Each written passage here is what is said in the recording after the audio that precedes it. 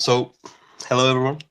My name is Nima. I'm a bit ill today, so pardon me if my voice sounds a bit off. But welcome to the Think Nima podcast, where I interview and speak with creatives, artists, and innovators from any field about their backgrounds, journeys, struggles, accomplishments, worldviews, and any other interesting topics. So today I'm joined by my guest Natasha, who goes by her artist name Post Wook. She's a Los Angeles based digital collage artist who has amassed a following of over 320,000 on Instagram, had her work featured by the likes of Toyota and Sony, and has recently been selling her artwork as NFTs on top platforms such as SuperRare. You can find her work at Postbook on Instagram and Twitter and on our website, postbook.com. So, Natasha, welcome to the podcast. How are you doing today? Hey, it's good to be here. That was a wonderful intro. I love that you like read my portfolio and stuff. That's really cool. I did my homework, yeah. I love that. No, but I'm doing well. It's Thursday somehow. I'm like very shocked by how fast time is going. But like I've been really just like enjoying it. So everything is great. I can't wait to talk about it. Great. Yeah, it's great to be speaking with you. Looking forward to this conversation. So, I wanted to start. Could you describe the meaning behind the name Postbook?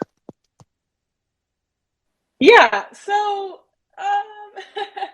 it's um it's kind of a long story that I've learned how to make really short. So like the short story is that it was a um inside joke between me and some friends because we were all like in our early 20s and we had just graduated college, or we were like about to graduate college, and we had like jobs for the first time, but we still liked doing the things we did in school. So it was like this really interesting transition period between being a college student, not really having a lot of like social and or financial responsibility, to kind of like entering adulthood and like having those things.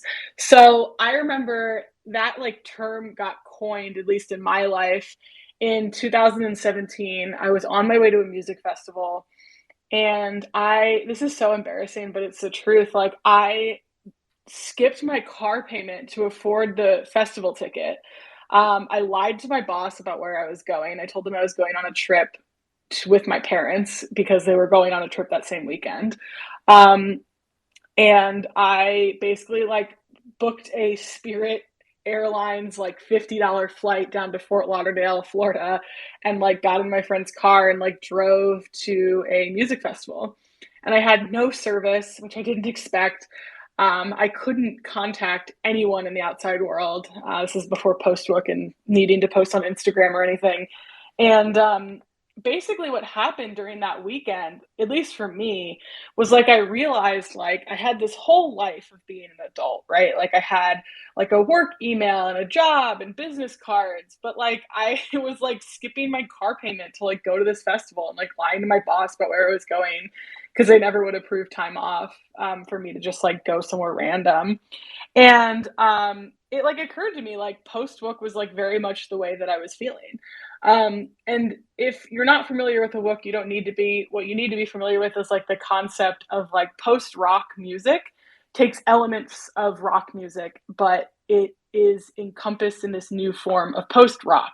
Just like post Wook is supposed to be this whole idea of like you can do the things you thought were fun before, but there are like added nuances now of like being an adult. I'm about to be 27. Honestly, those things don't really apply anymore. I save my money to go to weddings for my friends, not really like music festivals. Like things have kind of changed. But you know, I started the Instagram under that name because this is the long story now. I started that Instagram under the name Postbook because I wanted to hold the handle.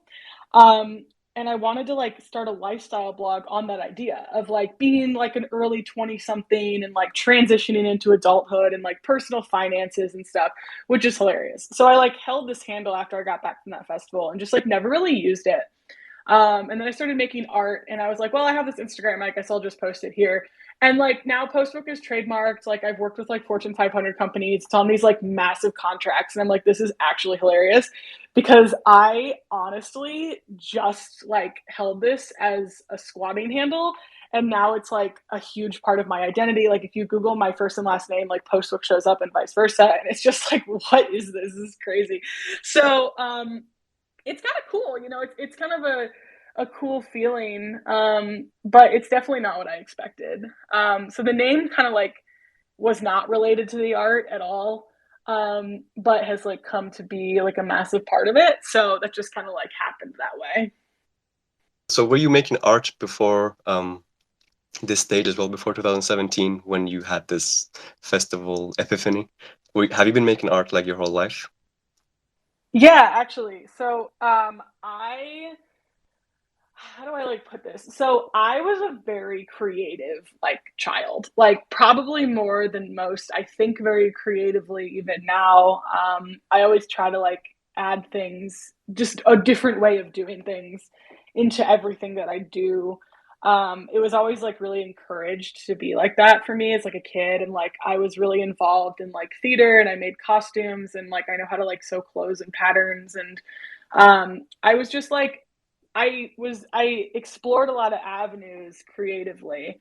And this is kind of heavy, just a warning. What kind of happened was like I started using like drugs and alcohol, and things got really they got really ugly, right? So I like stopped doing the things that kind of like made me see the world more clearly, right? Like those things just like disappeared. Like, and it wasn't like, oh, I'm gonna make this active choice to like not like engage in the things I want to engage in. It just became like I'd rather be high than like deal with anything that's like enjoyable.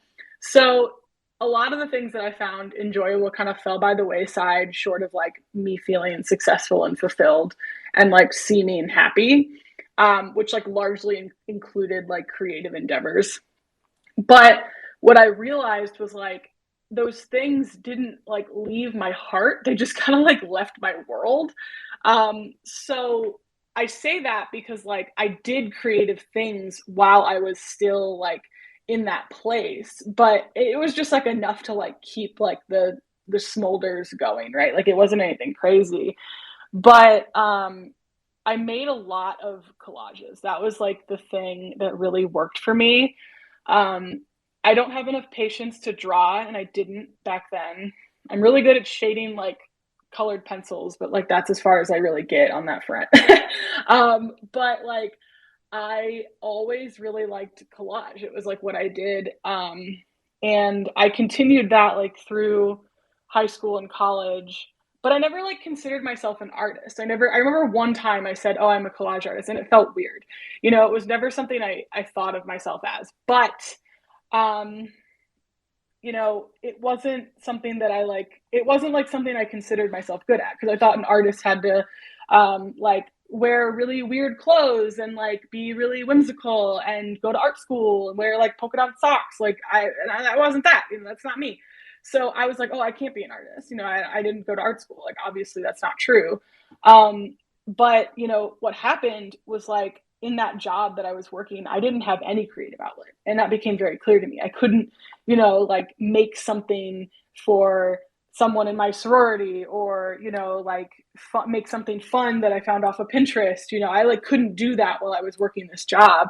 Like the most creative thing I could do was like plate my lunch that would like go in like this sad container, right? And I think that like what I learned is just like I need a creative outlet. So I downloaded Photoshop on my phone, and like I used to really shy away from telling people that, but like I don't care anymore. Like I used to make art on my phone. Like a lot of my older pieces, like I made literally on my cell phone.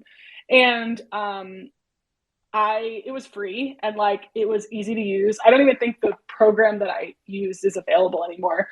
I think they like merged it with something else. But that's how I started.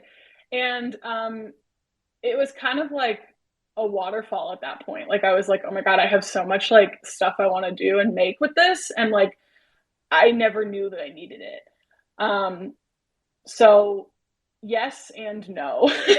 I definitely made art, not like under this like pseudonym or anything. That's definitely not the way that I kind of did it, but it was always like a part of my life.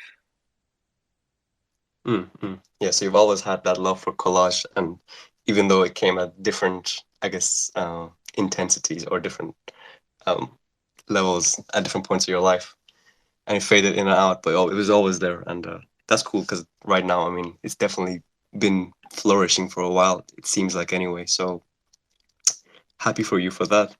Um, so the sort of festival lifestyle and all that you were saying, I mean, that's kind of a common thing as well between my friends as well, like, and even me at some of my teenage years, and I've been around a lot of sort of groups like that.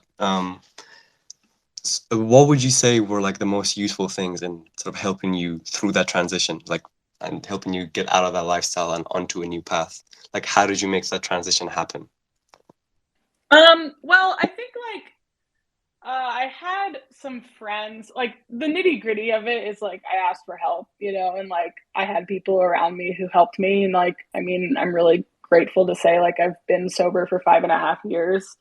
Um, and I think like part of that kind of came from like that day, like the day before my sobriety date, like literally just like seeing my friends enjoying themselves being sober was like a really big thing for me. And then the next day, which is my sobriety date, like just asking them, like, I need some help. Can you help me? Which is like something I was like, that was very uncharacteristic of me at that time in my life. So like that was huge. It was huge. And I think that was like the true like basis, like foot in the door, right? But then I think like what really kind of in terms of like art and getting myself just kind of like in this place of like being like, yeah, I am an artist, it actually was that festival community.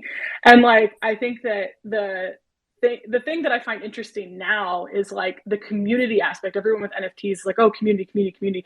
And it's like I'm very used to this. This is a very like native concept for me because like the festival community is like really strong. It's like you spend 4 days like in the adjacent tent from someone in the middle of the woods, like you're going to get to know them pretty well.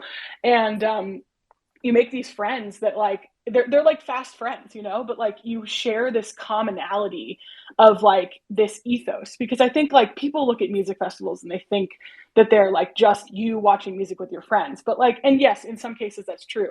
But like these festivals I was going to are like pretty niche and small, and like you probably know some of the artists that are there, and everyone's there because like they're supporting like a friend or they're really into the music, and then they stay because like there's this ethos of like happiness. And like it kind of feels like this weird utopia in a way, where like everyone's really happy and excited and they're all supporting each other, and like that kind of stays consistent even outside of like the festival grounds, right? Like we at that time were super into like Facebook, so there were all these like Facebook groups, and we just like kind of it felt like the same as like NFT Twitter, honestly. Like we were just all like really close, and it was just like a really really interesting time. So I think for me, like I just started sharing my art on Facebook, and people, I was just like, hey, like I made this art, and people were like, wow, this is cool. And then they shared it with their friends, and their friends shared it with their friends, and then it just kind of became like, oh, well, this is Postbook.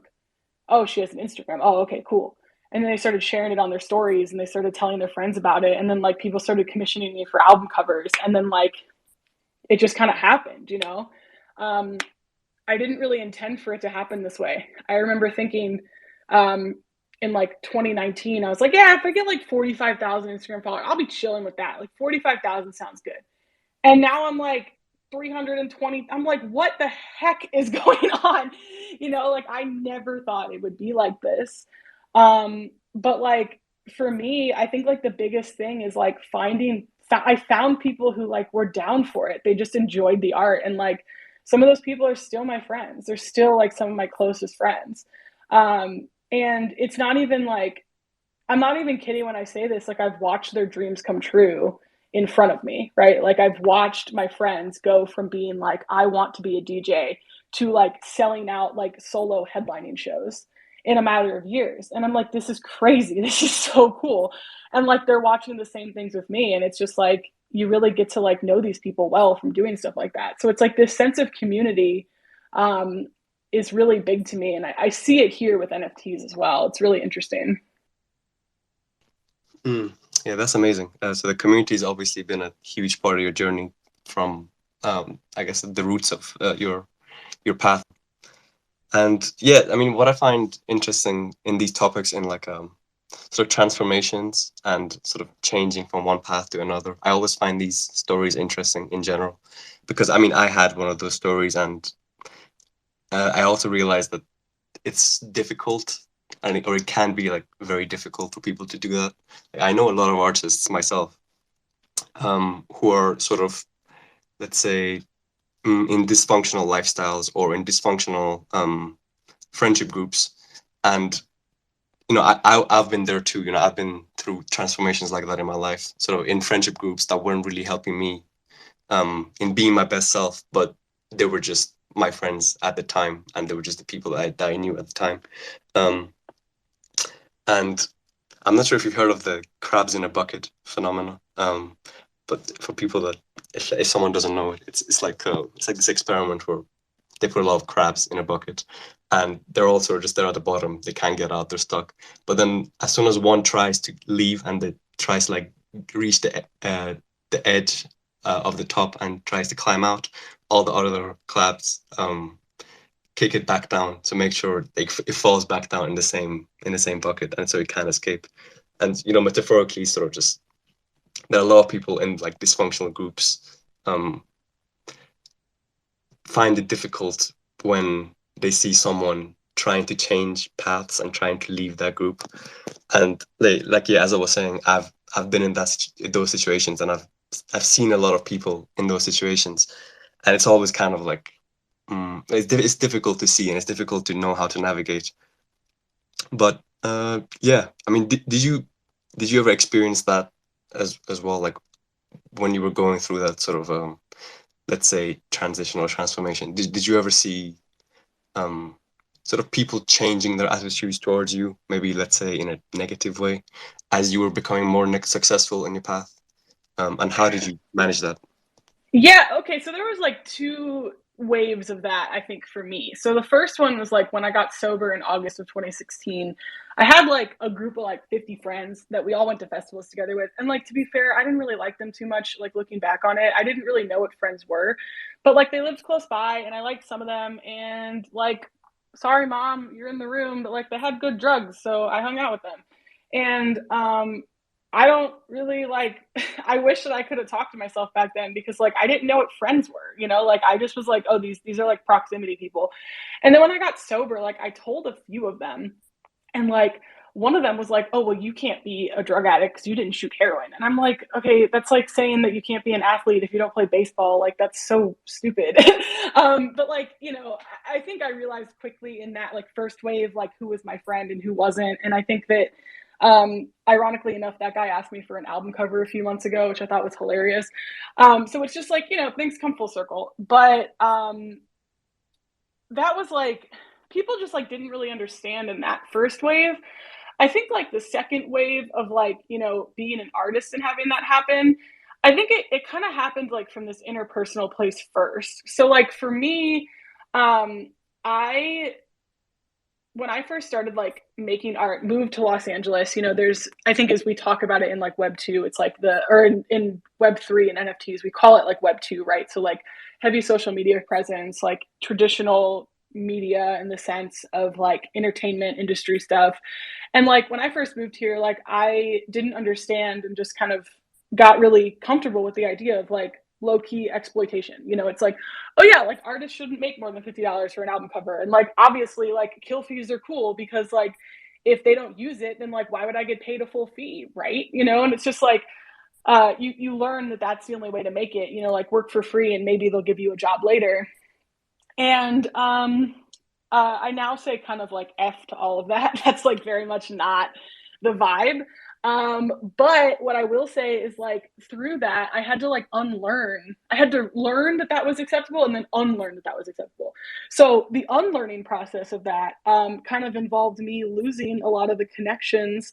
And I don't really want to call them friends. They were like business connections, right? Like these people that I was associating myself with, I like lost a lot of those people because when I eventually started saying like, hey, no, I actually like don't like this, and like, hey, like I don't really like it when you treat me this way.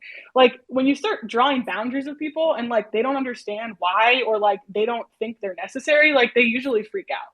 And that happened, and that was like really hard, but like it came from a personal place. I think both of them did. Like both of these waves of like change, they come from a personal place first for me, and then, you know, like the exterior follows. So like with the personal stuff, it's like I was already cool with the fact that things were changing. And like I've always been the kind of person that, like, you know, I'm going to look for I want to say I'm going to look out for myself first, but like if I'm making a decision based in love for myself, I'm not going to sit here and like freak out about the way that it might make someone else feel. Maybe that's selfish. Maybe you think that's a selfish thing to say. But like the way I kind of feel about it is like if I'm doing something for me, I have to be like I'm living my own life, you know? Like I'm not living your life. I'm not living their lives, whatever. You know, it's like this is my life and I need to be doing the things that are going to be setting me up for long-term success, which is like not doing $50 album covers. You know, it's like not letting people just like walk all over me because that's what they could do in the past. You know, like if I walked into a store after, you know, not being in there since the pandemic started, and I'm like, hey, your prices used to be 15% less, and I'm like, you need to give me the price I was used to paying in 2019. And they're like, no, we've changed. Like you would never do that. But for some reason, being an artist, people are like, well, it was this before, and that's apparently acceptable. So it's just like I think when I started putting my foot down to those kinds of things, people kind of freaked out. But like that's not really my problem. Like someone else's reaction to like me drawing boundaries for myself is like not really like I don't really worry about that because that's like not my business. So it started from within. I think that's like the general consensus for me is like things changed because, you know, like I changed, and I think that that is going to continue throughout my life. Like I hope I keep changing. I never want to stay the same entirely. So yeah, it was weird though. Like it's always weird because I feel like there's this weird sense of like, did I do the right thing? Did I piss them off? You know, this old lingering thought that like it's somehow my responsibility when it's really not. Yeah, I love that. They start from within, and yeah, I guess it does involve sort of putting your foot down, drawing the boundaries, and knowing who you want to be and knowing who you are, and just having confidence in that and just going with it. Um, yeah, I like that. I like that a lot. Thank you for sharing that journey and your story through that transformation, because I think a lot of people can find that inspiring. Because yeah, as I was saying, I personally know a lot of people who like are looking for ways to get out of sort of call it dysfunctional, or yeah, sort of dysfunctional friendship groups or lifestyles, but find it very difficult.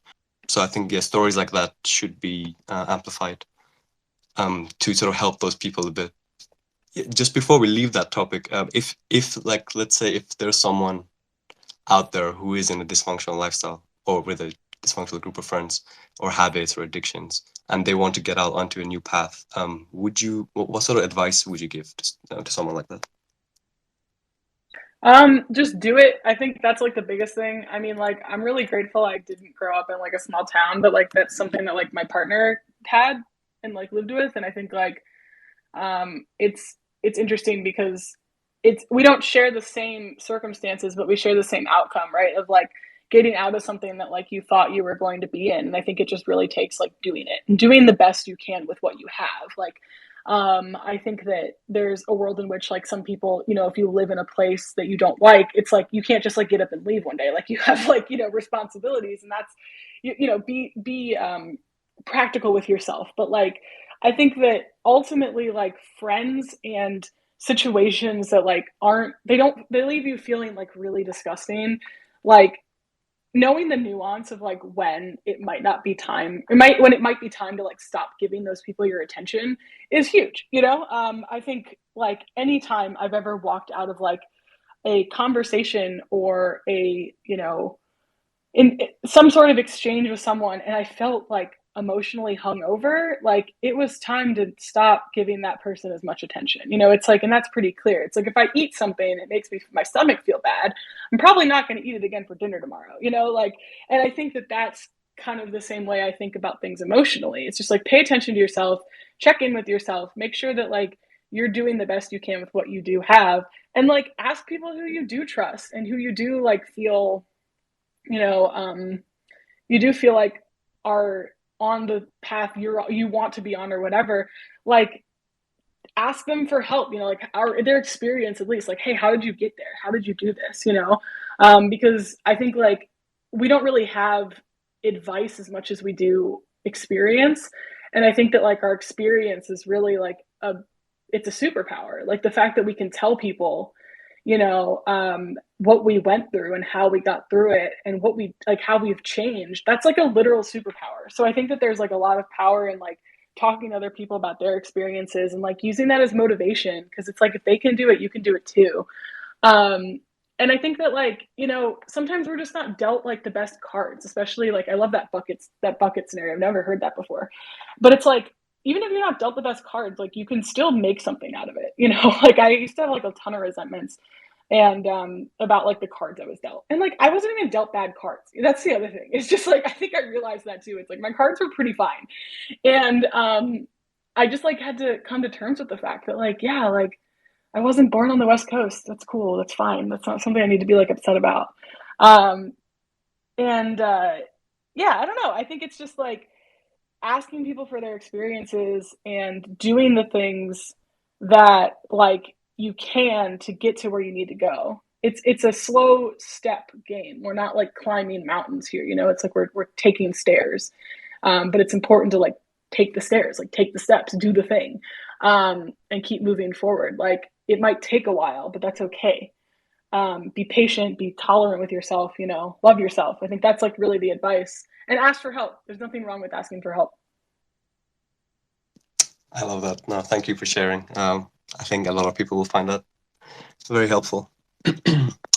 So going back to your art, when did something that's been on my mind in general recently, because I think it's a process that I'm going through myself right now, is the concept of professionalism and just being a professional. So when did you start getting professional with your art, and sort of what did that transition look like? Because you do these, you've done these big commissions and collaborations, and you do these regular print drops. So when was the point that you sort of started taking your art business seriously, and yeah, what was that transition like? Okay, so before I get into that, I kind of want to say I looked to the people who were doing things that I was inspired by, and actually, like two of those people are in this room, so it's like really cool. My friends Sage and Allie, they both were doing their thing, different things, but like doing the thing. And I remember, I think like Sage and I were like chopping it up one day, and she was like, "You could like make, everything like limited edition." I was like, "What do you mean?" She was like, "Everything it's capped." And I was like, "That seems cool." And I think at least the way I interpreted that is it came from like this pin world. So there in the festival world, like people, at least they used to, I don't know if this is a thing anymore. They used to make these like little resin pins, and you would put them on your hat. And like they were kind of like the Wook version of like NFTs, if you will, right? Or like stocks, because like you would buy this pin and it would be limited edition. It would say a number on the back of it, like 1 out of 100 or whatever. And sometimes they would have like different colors, or they would like they would be like a slightly like different variation. They would be like more or less rare. So it's like I was very familiar with this concept of like rarity, and I think NFTs have really like familiarized just like at least us with like what I was doing with prints before. So I kind of took that as like this ode to like the festival culture of like making everything limited edition, the same way that like people make pins limited edition, because like I was doing this in the way that made sense to me. So that was like the first thing. And then like I think I mean when you say professionalism, I'm thinking like chasing down people for invoices, and like not taking too long on things, so like I don't think that's necessarily what you're asking. I'll get into that a little bit, but as far as like running like a well-oiled machine and keeping things really like routine, that's just like how I like to operate. I just really like routine, so I think that's part of the reason that I keep it that way. I think part of it too for me is I appreciate knowing when things are happening, so I like to reflect that in what I do. So it's like I want people to know every first and third Saturday on at 10 a.m. Pacific time, you can go to my website and there will be a new print or two there. and you can buy it, and it's going to be a limited edition. So if you like it, you should do it right now. Like, I like having that. I think even if you're not constantly checking Instagram, like, you know that that's happening if you pay enough attention. I think that that's just like a good way to um, keep things consistent so people know what's happening. But what I will say is, like, when it comes to, dealing with the things that digital artists deal with, like people taking your work, people using your what they'd consider inspiration that's really just like a reference, that stuff, and like the maturity emotionally of like learning that like people using your work as a reference is not something to be offended by, it's something to be flattered by, takes time, right? Because like I think I was in a space yesterday and someone was talking about, they so eloquently put the way that I feel about this is like, when you learn how to make art in like a traditional setting, this is not my experience, this is what they said. When you learn how to make art in a traditional setting, by you learn by like using other artists as a reference first, and then you find your voice, which is great. But I think what happens a lot, and especially with like digital art in this like very accessible way, is like people use your art as a reference, but then they never find their own style. um, and just like learning that that sometimes happens, for one, and for two, sometimes they do find their own style and like then they're off of it, right? Like there have been quite a few artists that people have like messaged me and been like, hey, like, what is this? And it's like, I can tell now when I look at it, it's just someone using my work as a reference to like find their own voice. And then I like, check in like 6, 7, 8 months later and they've found their own voice. And I'm like, sweet, okay, cool. Like, like I'm flattered that like you think my art's like a good enough like thing to use as like a foundation for yourself. Like that's like really, really, really like flattering. Like what an honor for someone to think that like my art style is like a good springboard for themselves. Like that's massive. So that took time for me. Like that's what I think of when I think of artistic professionalism. Like not like blowing up someone's spot. And I hate to say it, but I've done that. Like, like messaging someone and being like, hey, like people keep sending me your art. It's freaking me out. Like I have done that though when people start following everyone I follow, because they started following like my coworkers at my day job. It kind of weird. But just like seeing that a lot of those things don't have anything to do with me, and I don't need to take it personally, I think was huge. But again, that's like personal stuff that kind of like got reflected to professional. Um, I think a lot of my like professional stuff that I felt was frustrating, which I think every freelance artist can understand, like, chasing down invoices, making sure that like they're not going to use your art for like a million things, and like having a tight contract, like those things are kind of alleviated for me because I have representation. But I will say that like it is a learned process, I think, to be comfortable with the idea that like people are gonna do stuff that like you're not cool with, and like it's never worth it to like expose those feelings to them unless it's like causing real harm in some way, shape, or form, right? Um, so I think it kind of just took time and experience. Like I think I had to just see it happen, and then I like learned that like the sky is not falling. It's gonna be okay. But like it took time. I think I had to experience that through observation. Yeah, that's the impression that I'm getting as well as I'm going through the process. I feel like I'm not as far ahead as you are in the professional journey of things, just because I've probably been doing it for not as long as you have. But that's the impression that I'm getting as well. That it's a learned process, and yeah, it takes time. But yeah, what you said about sort of consistency and organization, that I like, because again, I know a lot of artists, including myself, that struggle with that, like the discipline side of things. Because a lot of artists, I feel like it's just in their blood. They're sort of more chaotic, and not as much ordered, let's say. So it's the consistency and the keeping on doing things, sort of having a well-oiled machine, as you say, or a system. Yeah, I think that's something that does uh, eventually just come with professionalism. Um, yeah. Yeah, no, and yeah, the rest of it is just, I guess, just like developing a thicker skin to like doing bigger and bigger things, and then just continuing to do them. So you've had great success at building communities, like especially on Web2, on Instagram, let's say. What do you think was the secret or the key for that, to achieving like a thriving community and a large following? Um, well, you kind of touched on it. Consistency is huge. I think that like if people expect a drop from you at a certain time, that really helps. But I also think like posting consistently, like the things that we do for fun and for free, right? Like posting consistently, and then like talking to people. That's honestly how I developed a community. I'm not going to sit here and say like, I did anything wild or abstract. Like I just answered people's DMs. I still respond to like every single comment on my Instagram posts. Not because like I need the like attention or like I thrive off of the compliments. To be completely honest, I read them and people can like pour their heart out and I'm like, oh, that's great. And I respond. It's like it doesn't really do anything for me because that's more about them than it is about me. Like I don't like use those praises as like fuel. I don't see it that way. I see it as like people reflecting what my art is showing them and then they're just kind of like communicating that, which is fine. But like I like to respond because like if someone's going to take the time out of their day to like say something about my art, like I want them to know that like they're being heard. And I think that that really like resonated with people.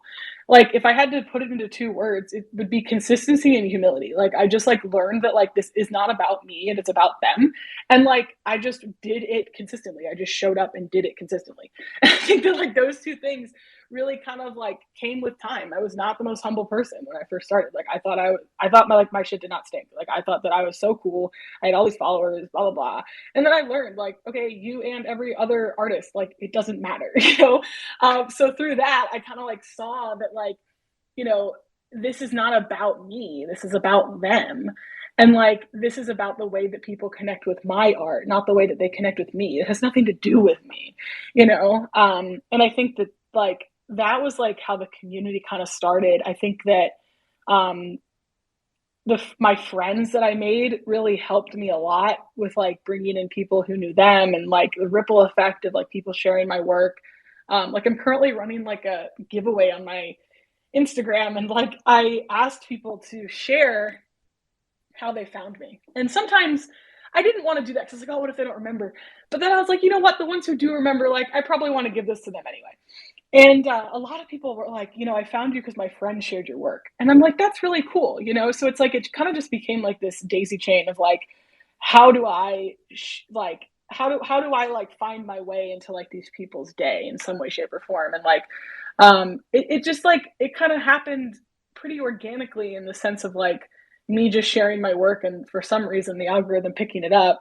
And like, I kind of feel bad because I know that's not everyone's situation. Like, I know that, getting to people on these Web2 platforms is not always easy. And I don't really know how or why it pushed through for me, but it did. And I think that aside from that, like Web3 kind of gives people this opportunity to see past that. They don't need it to be successful. Um, I think there's limitations to that, but we'll get there, I'm sure. But I think that, like, in terms of the way I see it, just being there for people and being a human and not like appearing as a brand, was huge. And then doing that consistently, like having the same voice, having the same message, doing the same like things, like I just treated all these people like my friends. And some people I had to like draw some boundaries with because I was like, no, I'm not going to hang out with you in person, but like, I just like wanted people to like see that like social media is called social media for a reason. So like I just didn't really mind like chopping it up with people. And like most of the time if someone responded to my DMs, like they shut down the conversation before I do because like they don't want to take up too much of my time, which I really do appreciate. So it's just like it doesn't really hurt for me to go back and forth with someone like two or three times, like whatever. And I think that like it helped me stay connected with the people who appreciate my art. And I think, at least from what they've told me, it helps them stay connected to my art itself. So I'm like, hey, it's a win-win. I think yes, consistency seems to be a theme that pops up in your story, which is really cool, and I think it makes sense, like to how you grown your community, and you can see in your page as well, like you have been very consistent, and that just it must work, and I'm sure it does work.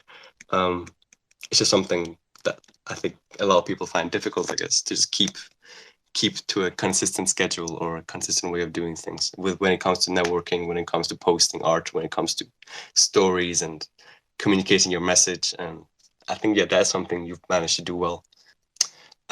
So yeah, sort of related to that topic, yeah, I had two questions come up. First one was, how do you use social media now, sort of without going insane? Because you have like 300,000 followers, and you reply to every message. How do you navigate like that? How do you like dedicate times of the day to it, or yeah, how do you really deal with that workload? That was the first question. And yeah, actually, let's go with the first question first, and I'll ask the second one. Okay, so I love responding to things. I love like to me okay, I just changed my Instagram password because I realized it wasn't very strong, right? And like when you change a password, it like locks you out of everything and you have to log in with the new password. And like my heart sunk when I had to do that, even though I knew I changed the password, even though I knew what the password was, right? Like I my Instagram unfortunately is my most valuable asset in my life. Um in terms of like assets, right? Like I think that there are things that are intangible that cannot be considered assets, but I think that my Instagram is a tangible asset, and I think it is the most valuable one that I have. So I treat it that way, you know. It's like some old dude with a car, right? It's like, oh, look at my old Thunderbird. They like keep it all clean and stuff. Like that's me with my Instagram, um, and like I don't even care like if that makes me seem web two. Like I still really appreciate those people, and like a goal that I have is to not abandon them just because Web3 is here. You know, that's like a huge thing for me. It's like these people really shaped my career. They put me on the map. So like I'm not going to give up on them just because this is like now not my only option. That's like that doesn't feel fair to me, you know? Because like I do get a lot of value out of hearing people's stories and like the way that like my art inspires them. And you know, I appreciate it. So for me, like the balancing act has been harder than anything else. But I will say, because I enjoy it so much and I do have other responsibilities, I like, I I do certain things now in my life to make sure that I'm not just like constantly responding to stuff. Usually the comments and like responding to DMs happens in like these small like in between moments in my life. Like I'm waiting in line, I'll like respond to some comments, right? Or like I'm waiting for something to export, like I'll respond to some comments. Um, and I think that kind of works for me. Um, but I think that like I also do things like lately I don't keep my phone in my bedroom anymore. So it's like when I go to bed at night, like my phone's downstairs. I have no ability to be on my phone before I go to sleep. And that's been really helpful because like I get to have like in-person time, which is great, you know? So it's like I've done things to kind of limit the time and make sure it's spent efficiently. But usually, like I'll respond to stuff when I like am waiting for something else, just because it's like an easy little in. But I need to preface, like I'm a workaholic. Like my calendar is constantly jam packed. Like I have been this way since high school. I used to work as a pool manager when I was like 16. I would work like 60-hour weeks in the summer because I wanted to, you know, like that's just the person I am. And I think that that's like really important to note because like not everyone needs to work like that. But like I just like it. Like I like being busy. It gives me pressure to like keep going forward. And like some people like that freaks them out and it scares them and they can't handle it. And that's fine. Like I can't run. I can't run 1 mile consistently. So like if you're sitting here like, oh my God, I can't believe she does that. Like if you can run more than like half a mile, like you've got that on me, you know, like we're all different. Um, and I think that like uh, a big part of it for me is I just really enjoy doing it. I like it. I think what's changed recently is like reframing that, like, yes, while I like work, I also like my relationship. I also like my home life. You know, I also like my friends and I like being present in those situations. So, like, if anything, lately it's been like me kind of consolidating the time that I spend working to be more efficient so I'm not just constantly working. But I will say I'm constantly thinking about work. Maybe not like constantly. There are times where I'm not, but like I really enjoy what I do, so I think about it a lot. I think a lot of artists are like that. Like inspiration hits and you go write it down or something. I think that's like normal. Um, but yeah, I just like I really enjoy it, and I think that I find time because I like to do it. I like find the time because I want to find the time. But also like I struggle with like workaholism. So like I don't know if it's always a good thing, and I don't think it's for everyone. But I enjoy the way that I work. Um, yeah, I think that's question number one answered. Yeah, I think not keeping your phone in your bedroom is a great life hack that a lot of us could probably do it. I've never tried that. I'm not gonna lie. I might start doing it. I imagine it will do wonders for me if I start doing that. That makes sense. Like basically just have a life. Uh, take time in random moments when you're not doing anything else to reply. And yeah, no phone in the bedroom. That's a great tip.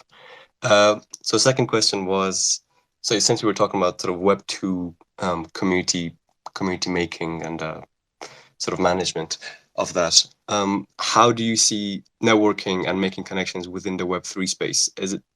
Do you find any that is different to the Web2 space? And yeah, what methods or dynamics have worked well for you in regards to networking in the Web3 space?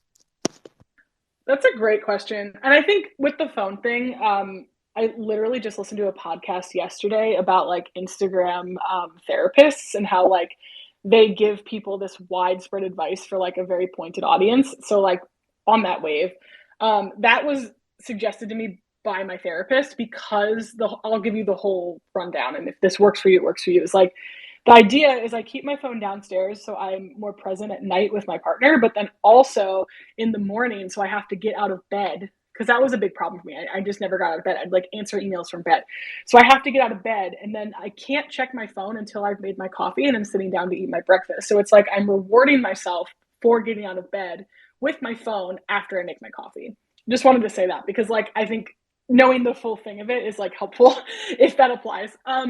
But okay, so Web 2 versus Web 3. Web 3 is very different. When I first got into this space, I was very much Web 2. I mean, like, I'm not going to sit here and say, like, I always thought this way. I didn't. I really didn't. I'm not going to front. Like, I was successful in Web 2. Like, that's the world I know, or I knew at least, So it's like I was used to interfacing with fans all day long. These people who are talking to you in this very specific way. They're talking about you, about your art. They want to know things about you, and then I saw Web3 and I was like, all these artists are just talking to other artists. Like, where are the collectors? I just want to talk to the collectors. And then I realized very quickly that like the artists are the collectors. And it's very important to like have communication with other artists, not just because like you'll make a sale. It's not this super robotic thing, but like artists understand each other. Artists like get it, and it's like I realized that like it's helpful to have friends who like really understand the way that things operate. So it became more of an interest versus like a necessity. And I think from that, like it really reframed the way I even think about like Web 2, like um I don't have to respond to something that's like negative. I think I learned that from Web 3 that helps me with Web 2 stuff, right? But like I think with it's a lot more casual over here. I can be myself. People want me to be myself. I think that's huge. I don't need to be like the face of this artist and I'm happy all the time. Like I can just be myself here, and like people get it because they're also artists who are themselves. And like the emotional transformation that has kind of happened by just like letting myself be myself fully has been huge here. I think I've grown more professionally over the past 12 months than I did in the 3 before, just because like Web3 forced me to interface with artists, forced me to be authentically myself and not like this postured, like, let me tell you what's going on and let me just like soundboard and like say my announcement and then leave again. Like I had to interact with people, and at first it felt forced, and then I realized like, well, I like these people's stuff. I like what they have to say. I want to contribute to this conversation. So very quickly it turned from like I have to do this if I want to like be a part of this community to I want to do this because I like being a part of this community. And I think that's huge. um I think like I have made it feels like the festival community, but like without books, it's like all artists. Like we're all just like hang out and talk all day, and it's like really fun. And you know, I think that like having connections with people who like really just get it is like it's unparalleled. It's really like a cool feeling. So over here, it's a lot more casual. I don't really like feel the need to like appease collectors. Like I don't want to sit here and say that like I don't appreciate them, but like I remember when I first got into the space, there was like a lot of talk of like, oh well, like all of your work needs to be animated. Collectors don't like non-animated work. So like all these photographers and like 2D artists started like animating their stuff without like knowing what they were doing. And then like it didn't really matter because people started buying JPEGs, right? So it's just like I think that you know when people like fall all over collectors, it like creates a really toxic environment. Um, so I'm like kind of just here to like talk to people like face to face, like we're sitting at the same table. This is not me at a platform. This is not, you know, like me at a like podium talking to you. Like we're all just hanging out. That's like how I see this, you know. And I think that like I tried to do that with Web 2 stuff and then like people create power dynamics and I think that there's a lot less of that here, which I really love. So it's just been really different. I think that's like the best way to put it. I enjoy it though. I like actually like the fact that like we all help each other. And oh, I'll bring up um, competition and then I'll stop with this question. Is like in Web 2, competition is everything. Everyone is so competitive. At least that was my experience. It's like you've got one brand, one client searching for one artist to do one thing. And they're going to email 15 artists, they're going to get 15 different rates and they're going to pick the one that can do it the fastest and the cheapest for whatever. And like you're going to get like decks that have other people's art in them and you know, people are going to like rip off concepts and whatever and it's just super competitive. But like over here, like it's not like that. Like a collector can collect anyone's work. You know, you don't need it to be on the eyes of everyone because you're selling prints for $30. You need to make rent. You know, it's like all you need is one person to buy your one of one. There's only one person that can buy it anyway. You just need the right person to see it. And I think that's huge, you know? I think that like it's a lot more chill over here just because like everyone can win. I like that phrase more than wag me because I think that like everyone can win. Everyone can get a sale. Everyone will get a sale, you know? I don't know if will is the great best way to put it. I don't want to put guarantees out there, but like, you know, everyone can make this work. Where in Web 2, it's like, well, there's only one spring campaign. So if you don't get it, then you didn't make it work.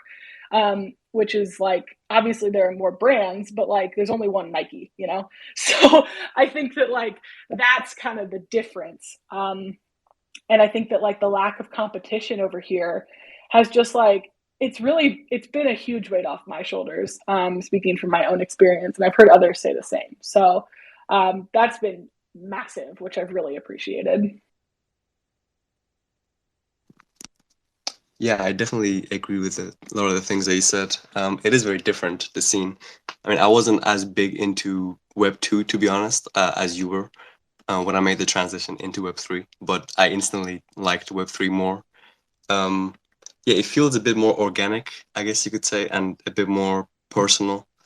And like, yeah, as you were saying, yeah, it feels like in Web 2 and like on the Instagram culture, it's more that you just have to be a brand. I feel like I don't know, brands do better, just straight up brands. But in the free space, you know, I've seen many people are just straight up individuals, and they don't even act like a brand, and they can still do well. Um, and yeah, the thing that you said about artists getting to know other artists as well, I think that's definitely a thing that exists more in Web 3 than it did in well Instagram culture or just Web 2 culture. Um, it, that sense of like artists helping each other get recognition and then growing together at the same time and sort of sharing each other's works or just supporting each other and then um, both sort of growing at the same time. That's a feeling that I never really had in Web 2. But in Web 3, I mean, anyone that's been here for a little while, they see that that's what most people are doing and that's what most successful people do. Um, it's like we support each other and then we grow together and it's just an upward spiral. The competitiveness thing is interesting that you said, because I think it also depends on how you, probably how you carry yourself in the space, and sort of what standards you have, and how much, um, how's the best way to put this? Like, yeah, I guess just like how you carry yourself, and how, and the same with the power dynamics as well.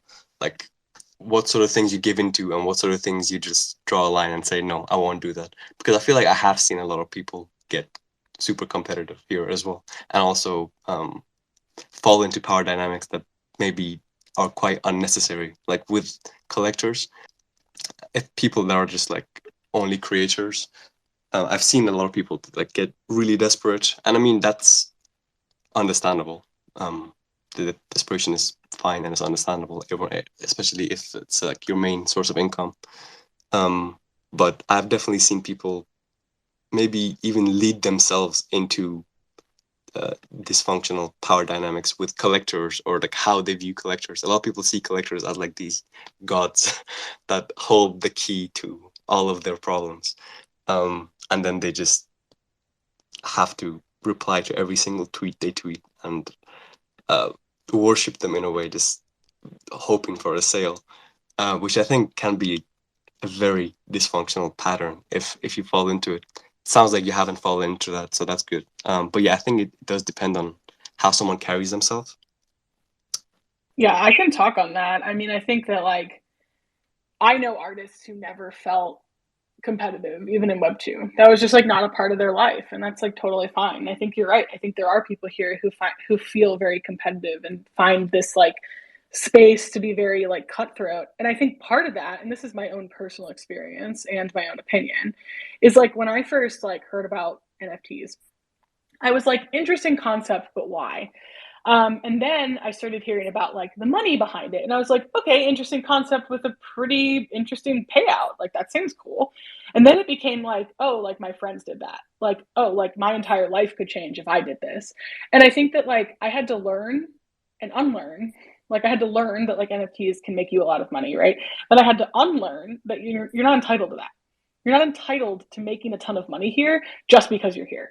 You're not entitled to making any money just because you're here. You're actually, if you're going to mint something and you don't make any money, you're going to lose money because you've spent money on gas if you're using a proof of work net or proof of work chain, and like you might lose money, you know. So I think that like there's this very real world where I think that a lot of people that I know what you're talking, I've seen that where people just like they like fall all over these collectors and like you know shill threads and whatever, and it's just like yo, like I get it, like making money is really awesome, but also like there's no guarantee that people are going to make money here. I think like a lot of people come into this space and they think like, oh, well, like I'm making NFTs, like why is no one buying them? And it's like, well, have you made a community? Like have you like bought other people's stuff if you can? Like have you shared their work? Like have you become part of like these spaces? Have you lifted other people up? And it's like even if you do those things, people still might not, you know, and it's just like um I kind of got a glimpse of that with like the entertainment industry. It's like I think a lot of people get into it and they're like, I want to do something, you know, and then they're like, well, I want to get paid to do something. And like, unfortunately, the same dynamic exists where it's like these people kind of like they they think that because they're around that people are going to like offer them a job, when in reality like being in a green room doesn't necessarily mean you know those people. You actually have to get to know them first, and I think that that has its own nuanced limitations that is like a whole laundry list, right? But like I think that like it's not really about who you know, it's about who knows you. And I think that that's true here as well. It's like it's you might like be in group chats and like be close to these people, but if they don't know you, it doesn't really matter. You have to know them. And you might not jive with them, even if you do get to know them. So I think that's something too, is just like we're not all meant to be best buds. But I think with NFTs, when people like, you know, look at NFTs and they're like, oh, like I could make so much money, you know, like 1 ETH could change my life. It's like, yes, 1 ETH could change a lot of people's lives, right?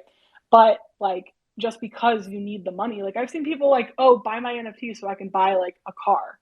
And it's like, what? That's so entitled. I don't know. I like that's just my opinion. I think that like part of it is like, yes, being a full-time artist is great. It's also very terrifying at times. Like there are moments where like me being a full-time artist has been like, okay, do I need to like take a loan out now? Like, like I don't really want to get a day job because this is temporary. Like I have money coming in a few weeks for the thing I'm working on, but like I don't know how I'm going to pay my rent right now, and it's just like that doesn't feel good. So it's like I feel like in a way, like I kind of envy people that still have day jobs because it's like they at least know at the baseline, like they're gonna be okay. Like with this life, you don't always know. So yeah, NFTs can feel like this massive light at the end of the tunnel, but like there's a world in which like that's not the reality of it. So I think like unlearning that like a lot of money is to be made in this space was like huge for me. So yeah, no, I hear you though. Yeah, yeah. As you know, like I'm running these NFT workshops now for beginners, so trying to get people who don't know how to do anything related to NFTs, like cryptocurrencies or anything like that, um, into NFTs. And yeah, one of the main things that I make sure to do now is to like sort of bring people's excitement levels down, sort of almost instantly. Like tell them the realities of it and how it works, and it can do wonders for a lot of people. But at the same time, like you shouldn't just go in thinking, okay, I'm gonna sell this piece for 20 ETH and then I'm just gonna retire for this year and quit my job. That's what so many people think. That's what I thought, to be honest. I'm not gonna lie. That's what I thought when I first joined NFTs. Because you see someone making a big sale and like they have maybe the art that they sold isn't like doesn't look that far like skill wise from your art, and you think, I can do it too. And yeah, maybe you can, but I feel like there's a lot of reality checks that people sort of need to have in the NFT life before getting their expectations really high. um, but yeah, I mean, as you said, the day job life, there is more stability in that. So yeah, there's stability, but yeah, I prefer to have the passion and like the, I guess, the highs and the lows and almost the chaos that comes with having the passion. But yeah, there's little stability. And yeah, different people handle that in different ways. And yeah, mental health in the Web3 space, I think, is a big thing that a lot of people still are figuring out for themselves. Sort of how to not let their expectations get run too wild, and how to stay sane, basically. So yeah. So the last sort of question that I had for you, related to your art. So yeah, your style of digital collage has become somewhat iconic, I would say. And yeah, as you said, there have been a lot of people who use it as references, let's call it. So yeah, how have you managed to sort of build like consistent style over the years, while still keeping that sort of freshness feeling for yourself, so that things don't get boring for you? So yeah, how have you figured out the consistency while still keeping it exciting and motivating for you, like artistically?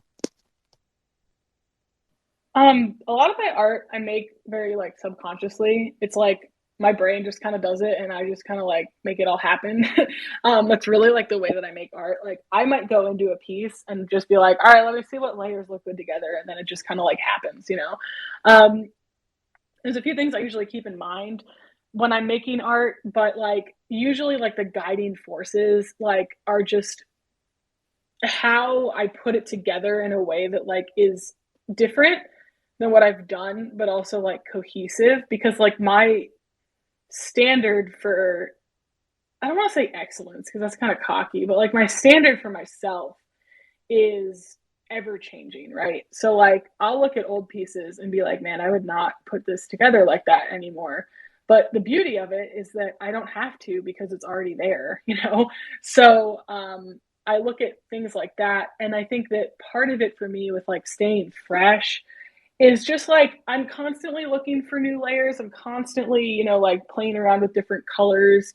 I think lately what I've really been working on is like making sure that like there's enough contrast between like the highlights and the shadows and the colors that I'm putting into my pieces. So it's like I'm looking at like this piece right now and it's like the highlights are red and the shadows are blue.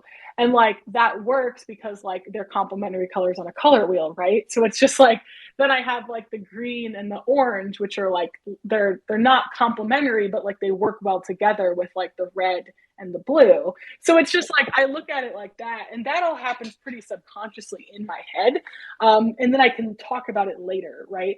So for me, like what I'm making the piece is just like, does this feel right? Yeah, okay, cool. And then later I can look at it and like tell you like the fancy pantsy stuff. But like I think that I'm really in tune to the way that I'm feeling. And that's like a really big thing that guides a lot of my work. The experiences I go through, the feelings I have, those are huge. And sometimes when I need to keep it fresh because I don't really have any like things that, are manifesting through my work, it's like I literally have gone on like a random word generator and been like, okay, this is a word I'm going to use. I'm going to make a piece of art that represents this word to me. And I've done, and I have no shame in saying that. And then there are times where like I really want to make art because I haven't made art in a while and it feels great and I just don't really have any inspiration.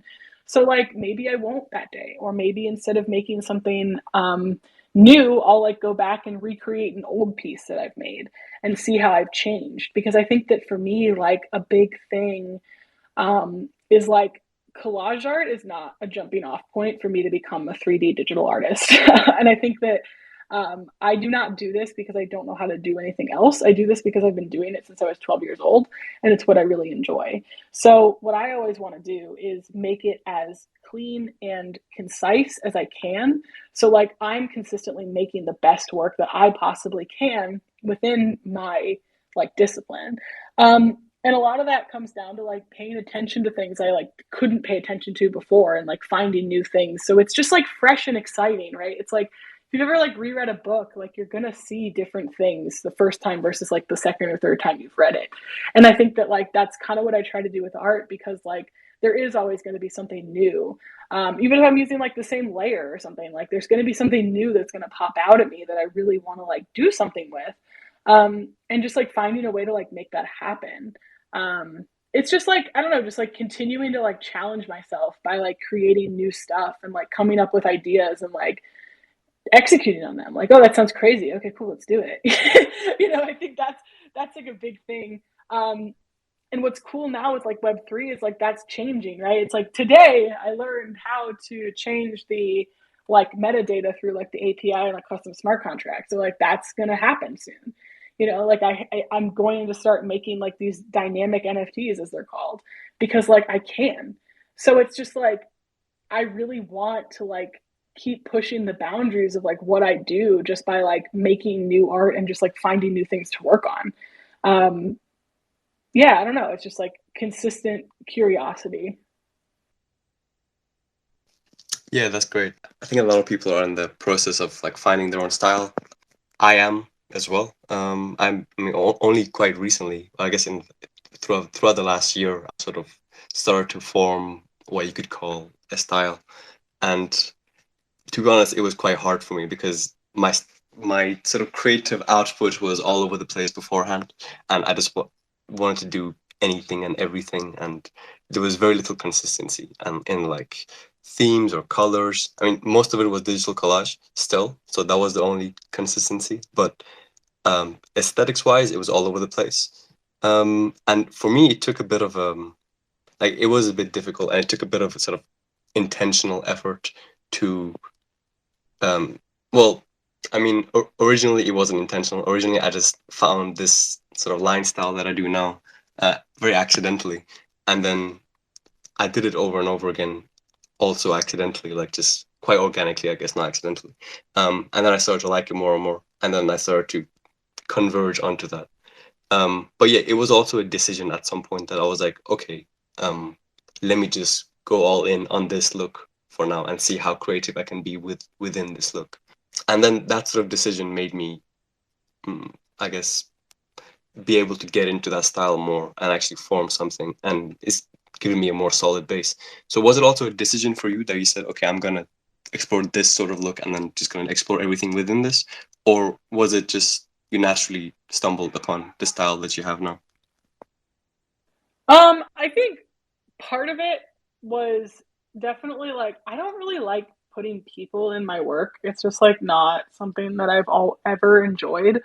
So a big part of my like stylistic evolution has just been like I don't like putting people and stuff. So what else can I use? Part of using mountains as much as I do is because I do enjoy being outside, do enjoy nature. Part of it is also like copyright stuff. Like if I use a photo of a model and then they're like, "Hey, I know you found this on a royalty-free site, but like my likeness is still in this." Like they probably can like sue me, you know? But like if someone's like, "Hey, like this is a mountain," it's like, "Great." You know, okay. No one owns the likeness of mountains. And I think that like that was like a guiding force. Like I do enjoy outside and things like that. But like what makes sense to me is like making art that's not gonna like step on toes, you know? So it's like that was like a guiding part of it too. It's like this perfect like merger of like the things that I really like in my life and also the things that like aren't going to land me in a courtroom or like in a massive settlement because like there's a lot of collage art I see out there and I'm like okay, this is very like interesting. um and there are people out there that like do people like make people a part of their art really well. So it's just like, you know, there is a way to make it happen. It's just like not my thing. So I think that like for me, like I don't know, like it's all these elements of life that like mean a lot to me. And I think that like places that I wish existed and places that I've been and the way I see them. Um I think that like that's the main driver behind it. And like, yeah, I feel you with like the style thing. Like I wish there were things I could do that I don't. And they're less like collage based, but still in that like same like method, I guess. But like I just like haven't figured out a way to like incorporate that into what I do, and that's okay. But like as far as this stuff goes, you know, like a lot of the stuff I make is very intentional. Like the elements I use, like kind of convey a message, because they're supposed to. And you know, I stick to what I stick to because it's what I like and because like it's what makes me like feel good about making my art. So there's kind of like a few layers to like why I make what I do and how, but I think like the driver behind like the style is like really like how I see the world and how I don't get sued. um, I really think that that's huge. And I just think that I don't know, like there's a part of me that um, is huge on like making the things that make me feel good about what I'm doing. And I think that that's just like ultimately like why I make what I do. I think that Web3 is changing that too, though, because I think that like I've told myself for so long, like 4x5 portrait, make things like this, or like with Web3, like that's not like as much of what I have to do. Like I've been messing around with like different orientations and formats and stuff, and I think that like I'm starting to feel less constrained, which is really exciting. So hopefully, you know, like that continues too, and like this answer doesn't always like stay the same. I feel like you know I want to continue evolving. So it's interesting, you know. I think that like um, I'm trying to be as authentic as I can. I can see as of today, you know, like talking about this, like that's changing because of Web3, which is cool. So I'm gonna like let that evolve and let that kind of like keep moving. So yeah, I don't know. I think like there's like a lot of reasons why, but like the main thing is like I feel safe like in mountains. I feel safe by myself, you know, like in nature. Well, I used to, not so much, but you know, I like being in nature, I guess is like the best way to put that. Um, and I find like I had this like experience, I think that like is a big driver for why I make what I do is like I was like 13 and I was backpacking in the Grand Canyon and I just had this moment where I was like, there's no helicopter coming. There's no escape button. There's no turning the game off. I'm here. I have to be here. I have to get through this. I have to keep moving. I have to keep putting one foot in front of the other if I want to get out of here. And I don't think I realized how impactful that experience was for me. Um, But I think that's like a big driver too. It's like I'm less concerned about like making like, nostalgic postcards of the 1950s with like a big like Saturn. Like that's not really my thing. I'm on Pinterest right now, like because I'm trying to like give you a good answer and I'm seeing things like that, right? Um, but for me, it's like if you were in a situation where you had to just keep moving and you just had to keep going, you would probably be in a place like this, and that's like what I make. So I don't know. I think there's a lot of reasons why, but I think ultimately it like comes down to like what I've experienced in my life and like the things that make me like happy. So yeah, I don't know. It's stuff that feels good for me. Ultimately, that's my style. What I want. No, that makes sense. That makes sense. So yeah, I guess like summarizing what you said, like consistent curiosity, the sort of things that bring you comfort, things that you like seeing. Obviously, your own limits and boundaries of what you find um, sort of comfortable sticking within, and also copyright and all of that. Yeah, no, I think these can be good pointers for people that are trying to find their own style right now, as opposed to trying to copy someone else's style. I think it's good to like see how other people have reached their style, and instead of uh, copying their style, you can mirror their process. Tiffatron, this artist that I follow, she said this today. Like, yeah, you can mirror someone's how, but you should mirror the what. And I think, yeah, that's a useful point. Yeah, I'm excited to see what else is gonna happen in the Web3 space for you, because yeah, there are fewer limits here, and yeah, we don't have to stick to the 4x5 portrait and all of that. Um, so yeah, I'm excited to see how your creativity um, will continue in the space, and what else is coming in the future. Do you have anything else you want to say before we potentially close or open up to the audience? Do you have any closing remarks? um, I think like the biggest thing is just like if you're an artist, you're probably supposed to be an artist. And there's probably a reason that you create. And I think like you're probably never going to know entirely why, but you probably will get snippets and nuggets, if you will, of why throughout your life. And I think that like keeping those close to you is really important because like if you are creating work and even if one person is like this helped me or this inspired me or I make art because of you because like you helped me like find a style, it's just like some part of your purpose is meant to be like making art. And I think that like I would be doing myself a disservice at this point if I like didn't do that.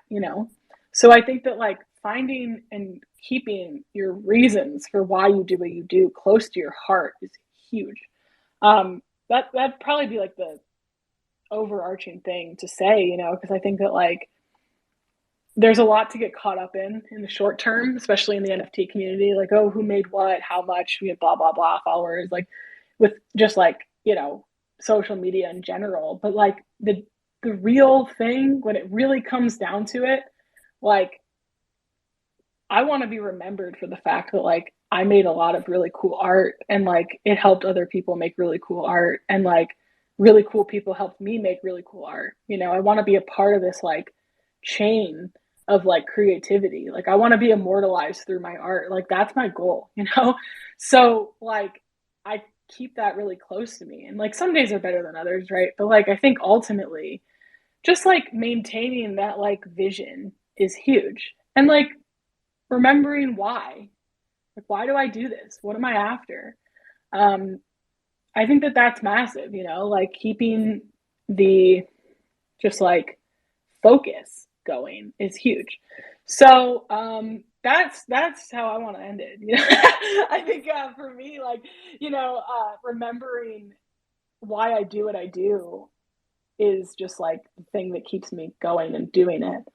Um, I can't believe how many people I've impacted. I think that's like the big thing, or how much my art has inspired other people. Like that to me is already crazy. And I can't wait to see like what you do. I want to hear more about your story at some point because I didn't really realize it was that recent. Time is such a concept at this point. And I think that like we all have like different journeys too with art, and like the why might be super different for people, and that's cool. So I don't know, like I think ultimately like yeah, just like remember why and keep it close.